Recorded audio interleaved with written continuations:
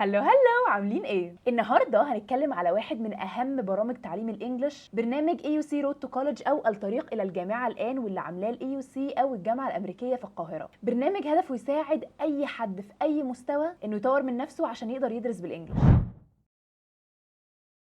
عايزه اكلمكم شويه عن مزايا البرنامج ده، واولها ان هو ممول بالكامل، يعني انت مش بتدفع اي حاجه. زي ما قلت لكم مفيش اي شروط للتقديم، ولا سن معين ولا تخصص معين ولا جنسيه معينه، وهتشوفوا في الابلكيشن حتى مفيش اي اوراق طالبينها، احنا بس بندخل بياناتنا وبنبدا على طول. كمان البرنامج متسجل، تقدر تاخده في اي وقت لو انت بتشتغل بتدرس. بس انا حبيت اعمل الفيديو ده دلوقتي عشان احنا لسه واخدين الاجازه وعايزاكم تستفيدوا منها بجد. من الحاجات اللي انا شخصيا شايفاها ميزه انه في اختبار تحديد مستوى، يعني بعد ما تاخد الاختبار ده هيديك الكورس المناسب لمستواك. ودي مشكله بجد في باقي الكورسات، لما بنفتح كورسات ونلاقيها اقل من مستوانا بنلاقي حاجات كتير قوي بنضيع فيها وقتنا واحنا اوريدي عارفينها، او بنلاقيه اعلى من مستوانا فبادئ من نقطه احنا فعلا مش فاهمين ايه اللي بيحصل. لكن ده مش موجود في البرنامج ده، لانه فعلا بيديك المستوى المناسب ليك. كمان بعد ما بتخلص كل ليفل بتاخد بادج او شاره ان انت عملت الليفل ده، ولكن دي مش شهاده. وعايزه اقول لك انك مش محتاج شهاده، لانه كفايه قوي انك تطور اللغه بتاعتك لمستوى تقدر تتواصل بيها وتتعلم بيها وتقدر تسافر وتتعامل مع اجانب، كل ده وانت واثق في اللغه بتاعتك. فمش عايزاكم تركزوا قوي على الشهاده هنا. ده على عكس لو انت بتقدم مثلا على منحه او شغل معين طالب شهاده معينه زي الايلتس او توفل. وعايزه اقول لك ان برنامج زي ده هيساعدك ان انت قدام تدخل الامتحانات دي وتجيب فيها سكور كويس. واخر ميزه ان انت بعد ما تخلص 4 كورسات بس تقدر تروح الحرم الجامعي او الاي يو سي كامبس اللي في التجمع وتحضر دورات للغه هناك. اظن اقنعتك كفايه بالمميزات دي. وطبعا مش محتاجه اقول لكم قد ايه الانجليش مهم. انا شخصيا تعلمي للانجليش هي حاجه غيرت حياتي، ساعدني الاقي جوب اوبورتيونيتيز احسن بكتير، اعرف اتعامل مع ناس اجانب ومؤسسات من بره عشان اعرف انقل لكم كل المنح دي، اعرف اسافر واتعامل مع ناس ما تهش، مبقاش دايما معتمده على حد ان هو يترجم لي، ابقى عندي ثقه في التعامل مع اي حد من ثقافه تانية، ومزايا تانية كتيره قوي. فبجد الانجليش من الحاجات اللي بتفتح لك فرص كتيره قوي، وصدقني ايا كان سنك تقدر تطور من نفسك. مش عايزه ارغي كتير، يلا بينا نقدم.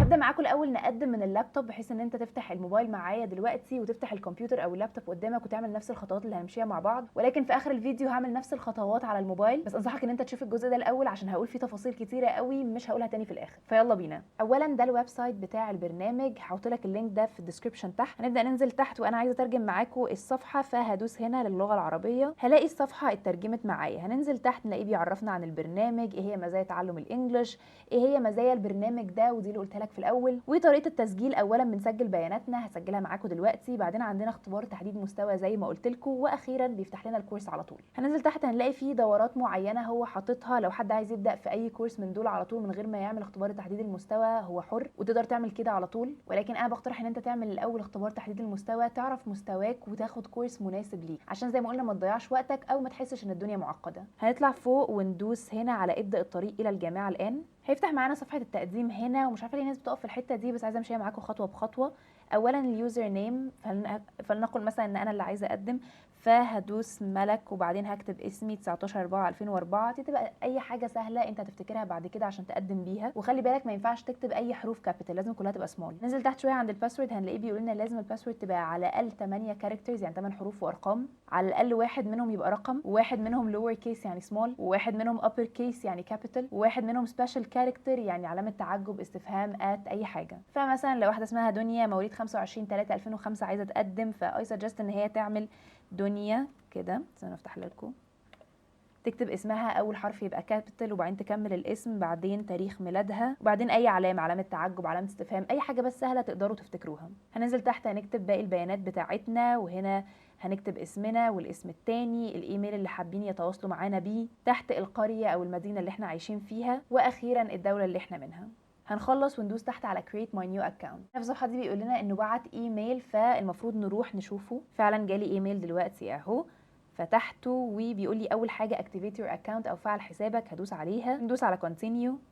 بعدها هيجي لنا هنا اختبار تحديد المستوى، ده عباره عن 120 سؤال نحلهم في ساعه. هندوس هنا على begin واروح دلوقتي ادوس اي اجابات على طول بسرعه وارجع لكم تاني. بعد ما خلصت اختبار تحديد المستوى طلعت لي البيج دي. وخلي بالك الاختبار هيخلص يا اما بعد ما الوقت يخلص على طول حتى لو انت ما حلتش كل الاسئله، او لما انت تدوس سبميت. وعادي جدا ان في اسئله كتير ما تعرفش ترد عليها. هننزل تحت وهنلاقيه بيقول لي summary او ملخص، طبعا طلعت بري A1 يعني اقل ليفل خالص، وده الكورس اللي انا محتاجاه. هنزل تحت بقى وادوس على enroll now عشان ابدا الكورس اللي هو حددهولي. ده كده الويب سايت اللي هتاخد عليه الكورس. عايزه اوريكم بيمشي ازاي. اولا ده اسم الكورس اللي انت هتاخده، مثلا هنا ده اول كورس 101 فاونديشنز، بيشرح لك هنا كورس اوفر فيو او معلومات عن الكورس ده هتتعلم ايه. هندوس تحت على انرول مي، هيبدا يشرح لنا الكورس ده عن ايه. مثلا الكورس ده هدفه ان هو يعرفني ازاي اتعامل بالبيزك انجلش في الحياه الطبيعيه، ازاي اقول هاي باي، استخدم حاجات زي الاكل الشرب اسم اللبس. هننزل تحت هنلاقي فيه فيديو بس ويلكمينج بيقول لنا الكورس ده هيمشي ازاي. الفيديو الاهم منه هو ده اللي بيعلمنا ازاي نستخدم المنصه، وده فيديو بالعربي. هقول لكم شويه بيزكس. اولا هنا على الشمال هتلاقوا كورس كونتنت، لما تدوسوا عليها هتلاقوا كل الموديولز او كل الليفلز اللي موجوده هنا في الكورس. لو حابه اروح على اي موديول فيهم على طول هدوس عليه وابدا اشتغل. هقفل الكورس كونتنت من هنا وافتح معاكم كورس نافيجيشن. هنا هلاقي البادجز او الشارات اللي خدتها من اي كورس تاني، هلاقي الدرجات بتاعتي والكالندر اللي فيه مواعيد بدء ونهايه الكورس. وعلى فكره الكورس مش هيقفل عليك، ما تخافش، هو بس بيقولك انت بدات امتى وهتخلص امتى.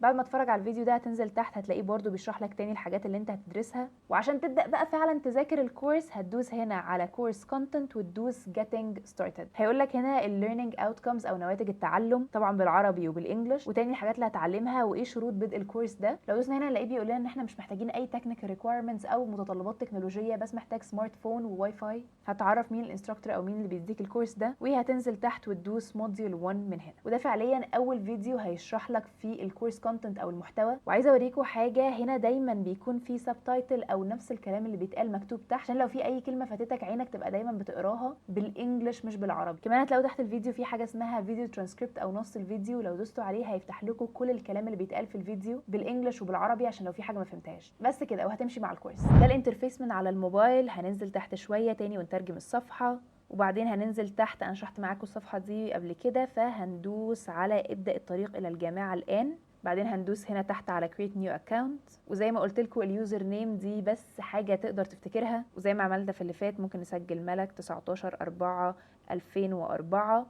وخلي بالك ما ينفعش تستخدم اي حروف كابيتال. وهنا في الباسورد تكتب حاجه على الاقل تبقى 8 حروف او ارقام، واحد منهم رقم، واحد كابيتال واحد سمول، وواحد منهم سبيشال كاركتر زي علامه تعجب علامه استفهام او غيرها. فمثلا مثال لده مثلا دنيا 20 أو 25/5/2005 وعلامة تعجب. هننزل تحت وتكمل البيانات بتاعتك وتدوس على create my new account.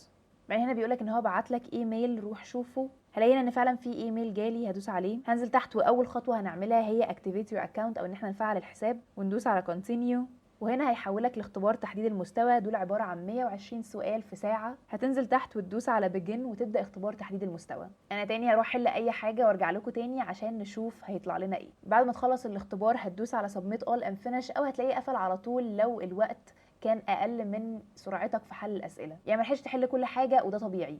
هندوس submit all and finish وهنلاقيه طلع لنا هنا المستوى اللي هو حدده لي. وطبعا عشان انا جاوبت اي حاجه فهو قرر لي ان انا مستوايا pre A1 يعني اول basic level، والكورس المناسب ليا هو 101 foundation. هتدوس على enroll now وهننزل تحت لغايه ما نلاقي enroll me، وبكده نبقى بدانا الكورس بتاعنا. تاني ده فيديو بيوريك ازاي تستخدم المنصه، هتفرج عليه. بس عايزه اقول لك ان هنا هتدوس على الثلاث شرط اللي فوق هتلاقيه طلع لك الكونتنت او المحتوى اللي انت هتدرسه. دوس على تاني واحده اللي هي getting started، هديك overview او معلومات عامه عن الكورس ده، هتتعلم ايه، نواتج التعلم بتاعته. تفضل تنزل تحت خالص لغايه ما تلاقي موديول 1 وتدوس عليها، وبكده انت بدات فعليا تدرس المحتوى بتاع الكورس. خلي بالك ان تحت اي فيديو هتلاقي فيديو ترانسكريبت او نص الفيديو، لو دوست على ده هيطلع لك كل الكلام اللي بيتقال في الفيديو بالعربي وبالانجلش، عشان لو اي حاجه فاتتك او لو عايز تاخد نوتس بعد كده، او لو في كلمه مش فاهمها. بس كده ده كان التوتوريال بتاعنا عشان نسجل في البرنامج. استغل الاجازه بجد وابدا دلوقتي. بس كده اشوفكم في فيديو جاي. باي باي.